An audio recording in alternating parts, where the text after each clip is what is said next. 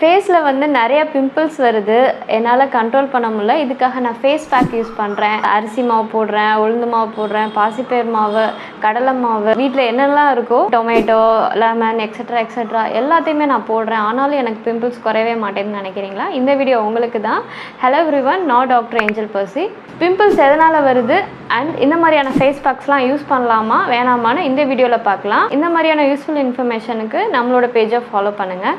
First வந்து இந்த pimples எதனால் வருதுன்னு பார்த்தீங்கன்னா ஹார்மோனல் சேஞ்சஸ்னால வரலாம், நம்ம எடுத்துக்கக்கூடிய டயட்னால வரலாம், ஸ்ட்ரெஸ்னால வரலாம். இந்த ஹார்மோனல் சேஞ்சஸ் ஏற்படும் போது நம்மளோட ஸ்கின்ல இருக்க ஆயில், அதாவது செபம் செக்ரேஷன் வந்து அதிகமாக இருக்கும். மோஸ்ட்லி வந்து டீனேஜர்ஸ், காலேஜ் படிக்கிற பிள்ளைங்க கிட்ட வந்து இதை நம்ம நோட்டீஸ் பண்ணலாம். இப்போ வந்து என்ன நடக்கும் அப்படின்னா நம்மளோட அந்த ஸ்கின்ல இருக்க ஹேர் ஃபாலிக்கிள்ஸ்குள்ளே இருக்க செல்ஸ் வந்து ஃபாஸ்ட்டாக மல்டிப்ளை ஆகி டெட் செல்ஸ்லாம், அதாவது செத்துப்போன அந்த செல்ஸ் வெளியேறாமல் அதுவும் உள்ளே இருந்து நம்ம ஸ்கின்ல இருக்க அந்த போர்ஸ் எல்லாம் வந்து பிளாக் ஆயிருது. ஆயில் செக்ரேஷனும் ஆறனால அந்த இடத்துல காற்றோட்டம் இல்லாமல் கிருமிகள் வந்து வளர ஆரம்பிக்குது.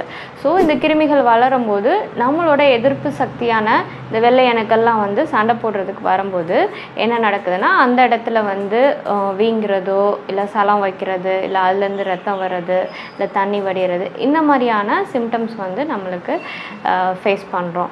இந்த மாதிரியான ஃபேஸ் பேக்ஸ் யூஸ் பண்ணும்போது அந்த ஃபேஸ் பேக்ஸ் வந்து நம்மளோட ஸ்கின்னோட பிஹெச்சோட ஒத்து போதா அப்படின்னு பார்த்தீங்கன்னா மேக்ஸிமம் ஒத்து போகாது. ஸோ இதுக்கு வந்து நம்ம லைட் வெயிட்டாக மாய்ஸ்சரைசர், சன்ஸ்க்ரீன்ஸ் இந்த மாதிரி வந்து நம்ம யூஸ் பண்ணிக்கலாம்.